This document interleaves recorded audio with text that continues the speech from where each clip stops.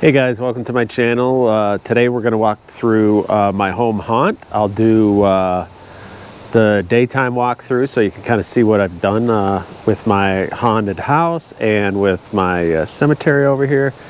And then we'll show you when it's in its full effect. So let's go. Okay, I've been doing my haunted house since about 2019. I think I started 2018. We had some cheap animatronics and it was raining and I had to throw them in the garage, so I threw up some plastic really quick. And then I started thinking, well, let's just kind of build a haunted house and see how it goes.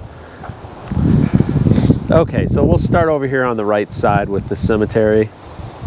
We have like a weeping cherry or weeping crabapple. I can't remember which it is. I think it's weeping cherry. This one right here. I've done a bunch of those mini lights on it. You know, you can get those at Home Depot or Walmart or Spirit Halloween, wherever. And we got a couple of those fairly inexpensive little ghost guys there. There was a third one there, but the wind got them. So anybody who does the home haunt knows wind is the enemy of us. Luckily, all of my cemetery tombstones have stayed up, but we've had a few problems with some of my sign up front, and I'll show you that in a minute. But if you watch my other video, here's the headboard sign that we created. So we took a queen-size headboard and created it into our cemetery sign. And instead of leaving it intact, I decided I wanted to cut it and have it being ripped open by our demon skeleton guy there, which we got from Home Depot. I like it. Well, we've gotten a lot of good compliments on it. It was pretty easy to do, and it's something we can use for quite a long time. So here's the cemetery. The fencing is just that fencing you can get at Spirit Halloween. I've been battling it with the wind. It doesn't stick very well into the ground, but you know, we've managed. And then we've got our tombstones here. We get them a variety of different places. Again, Spirit Halloween. We've got some from garage sales, like that guy right there came from a garage sale. This one over here came from a garage sale. We've got them a few other places, and then we've just put a variety of different things in it. So now for our lighting, we use the LED lights. I find these are really good. And then obviously you can run a lot of lights off of it because it's LED. So those light things up pretty good. So right here, this arbor, this actually came from my dad's house. So he's letting me borrow it. We did it with lights there. We've got our little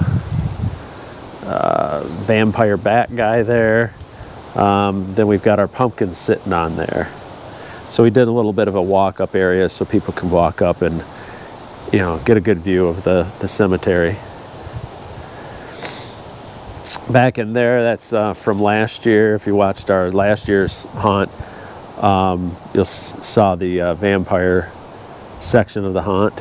I just brought that out again, put a skeleton in there. I'll throw the strobe light right down in there. I'll plug that in a little bit, and then you know, we'll get that guy going. This giant tombstone that I got, and it looks like I got to adjust it a little bit, came from Party City. So that's pretty good. So over here, this demon pumpkin guy came from Home Depot, and I just built a fog chiller to go into the back of it. So got to adjust the netting a little bit there, but it's a pretty simple build. Just use that vent piping for your dryer and fill it full of ice. So I just bought a Titan 1200 fog machine from Froggy's. I've always kind of had those cheap ones that you can get at Spirit Halloween or something, and I just decided I wanted to get one that was going to last and one that could produce a lot of fog. So we got these guys right here. We picked them up at a garage sale a couple of years ago. They've been hanging on. And so what I do with a lot of these, if you look, is I've glued PVC to the back of the prop, and then I just use rebar to kind of hold things together. So, you know, those, the things that they give you, you can see one actually that's stuck in the back of that one right there, that little stake. Those stakes never last, especially in the wind. All of these would be down if it was that. Then we've got our skeleton there, and then this pumpkin is made out of a propane tank. We bought that at an antique market over on the west side of the state, and I live in Michigan. I don't think I told you that. So, you know, we can get weather from yesterday was in the 70s to we've had snow before, rain, wind. We get a little bit of everything. We've got our spider guy up there. There's a LED light down there that'll shine up on him. I was going to throw some spider web up in there, but I've kind of run out of time this year. It is a labor of love, but sometimes you just run out of steam. So I want to show you this guy. This is my favorite zombie. He's rubber, and I wish they would make these still. But I haven't seen him since I first got him. And he looks really good when it's lit up. So over on the other side here, we just put that up so people don't cross over from one yard into ours, because I've got power cords there. This guy's been with us for years. He's fun. He looks really good when lit up at night. And then we threw a skeleton in there. We've got a skeleton down there. And then we've got the infernal pumpkin guy from Home Depot. So he's been around with us for a few years. He's fun. He's a little bit of a pain to put up. Got a little concerned about this wind. But what I've done is on the metal, I've got 60-pound tube sand on 3 of them. And then on this 4th one back here, because it's in the grass, I've got this screw-in anchor that I got from Home Depot. So if I was going to put this completely in the grass, I'd have 4 of these. But those 3 plus that seems to hold them up. You know, and it's been windy. We've been getting about 20-mile-per-hour winds at gust, and so it's held up. Got another skeleton there. And then we've got these little peepers that they're called. My wife loves these. These are some of her favorite. So the peepers are up in there and over in there.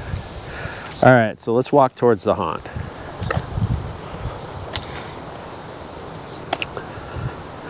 All right, so this is the entrance to my haunt. 2-car garage. So I've found kind of mapped out a path that seems to maximize as much of the garage as possible. The 2024 would go down along here. I'll put that up at the end. That's the wind's been catching it, so I took it down for now.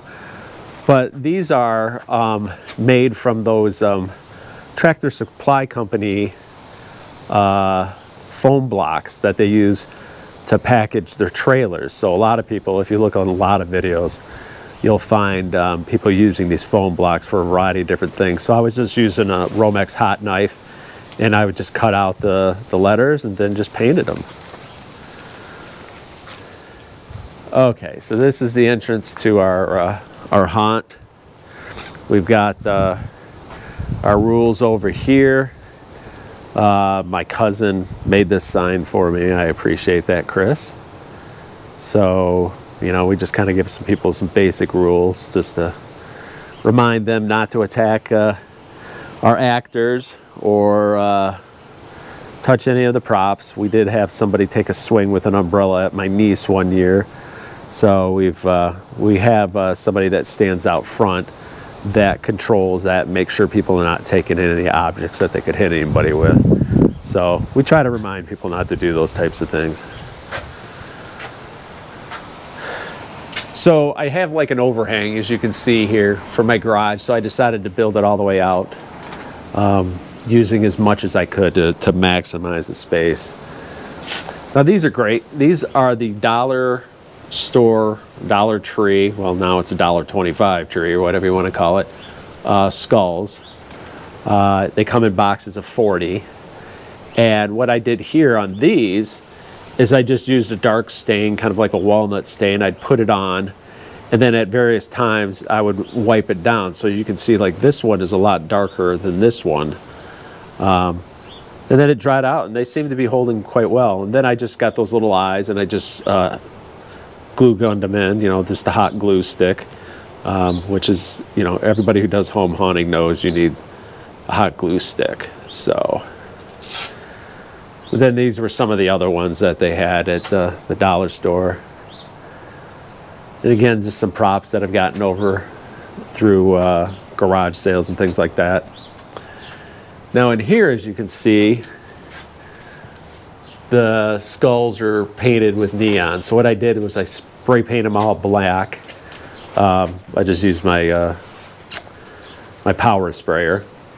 And then we were doing art projects with the neighbor kids. And so they were just painting a bunch of different designs. So I've got that guy there. Now I was just talking about this earlier. Here's my Titan 1200 fogger. It does a really good job. I was surprised at how much fog it can generate and how quickly it can generate fog. Not frog, fog. Froggy's frog. Froggy's fog. There we go. I got it. If you're going to do this, I'd recommend getting, a sturdier fog machine. The ones that they sell at some of those places are pretty cheap. They clog up, but this is a pretty good quality one. All right, so let's go on in to the first full hallway. Again, more skulls. This is just a fairly inexpensive tapestry that I got that'll work really well under the black light. And then we've got these guys here. So they're spinning, and what they are is turntable motors for microwaves. So they sell them with the wiring and everything, so it's pretty easy to do. Last year I had heads on them and they were spinning, and now this year we're doing skulls. So it's worked out pretty well. So I built this little shelving area to kind of do. I've done a variety of different things over this section over time. Okay, so let's go into the next room. Again, we've got some more stuff. I got this guy from a garage sale. He was like a grayish black, but I decided I wanted to get him the neon so he'd glow in the dark. So I just I spray painted him and did a little detail in there, added a little extra on it, so he shines pretty well. So we'll come into this first kind of full room. So this is the swamp, the voodoo swamp. So we got a couple of things here. My neighbor was cutting down some of their grasses, so I grabbed that from them and kind of lined it around.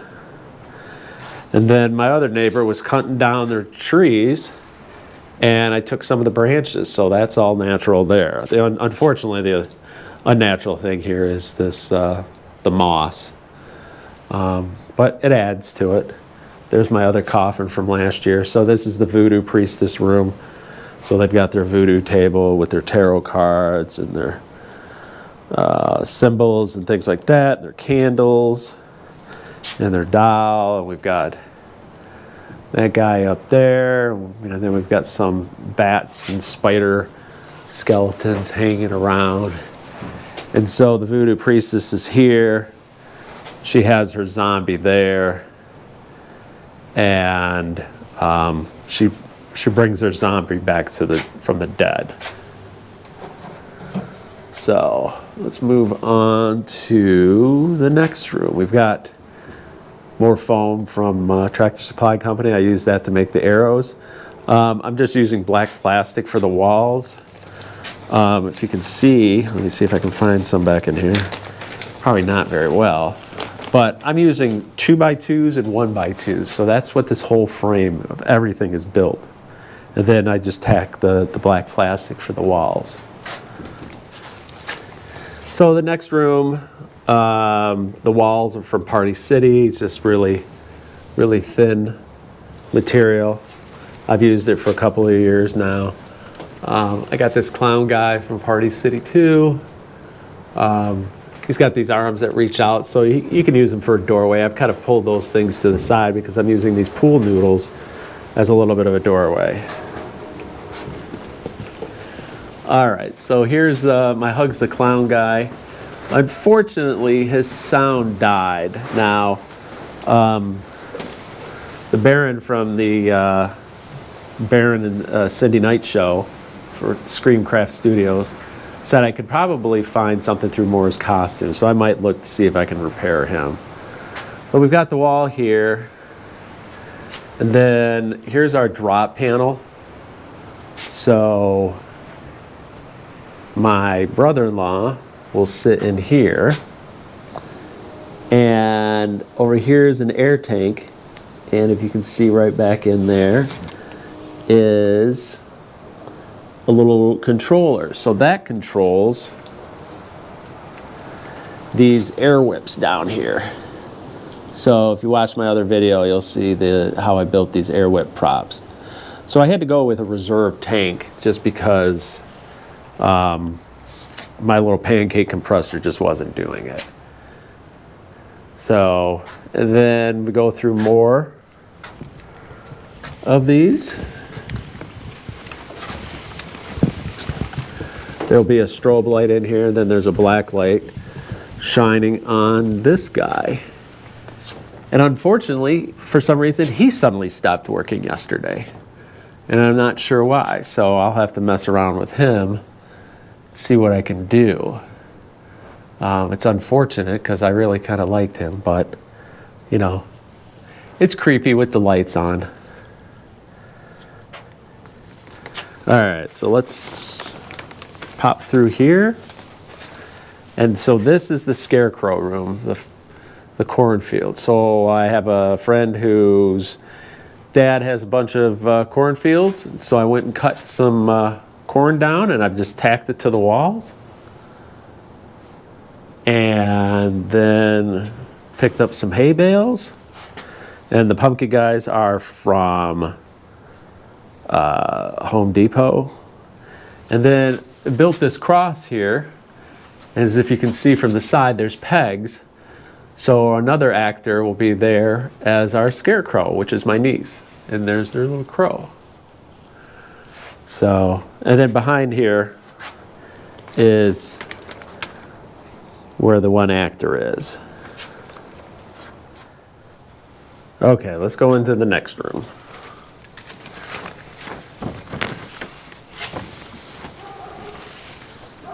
So the next room is my spider room.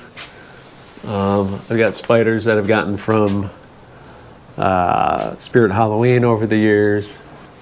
And the beef netting, for those of you who don't know, is from Trenton Mills. So they make beef netting, obviously, for the beef industry. But people have found that they make great cobwebs. And the nice thing is, you know, I'm using some of this stuff over here. Everybody knows this stuff. But, you know, there's concerns when you put it outside that birds will get hung up on it. You get all sorts of leaves. It's really kind of messy. This beef netting does really well. And then I've got my cocoon guy. So my actor back in the previous room steps on the footpad and operates that. So the cocoon guy will kick off once they start walking in through this hallway. And then some more. As you can see here, there's some 2x2 that I'm using.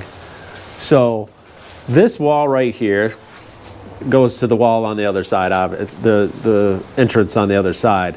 This is the last thing I put up. Because I've got my garage door, I have my garage door being able to open and close the entire time I'm building until the day of. And then I throw this last wall up and add the final props. That way, you know, everything can stay safe and secure. So I usually kind of decorate the outside of this like at the last second. So then we come into this room here. Fortunately, it's a little hard because it's a strobe light. But this is the body shop area. And again, some body parts and things like that. If you look really close, you can kind of see that the blood looks really, really kind of good compared to what the blood on some of those things is normally. It's because I use something called haunt sauce. So I got it from a special effects place that was at the Trans World. So I went to that Trans World show a couple years ago and picked up some of that. And it looks really weird when you first put it on, but once it dries, it looks just like blood. So then I just used some chains here. Got a couple of buckets that have, body parts. There's another one back behind us. And then out we come. So the wind, obviously, as you can see, is blowing pretty good. We'll see if we can survive. Next thing we'll show you is what it looks like at night.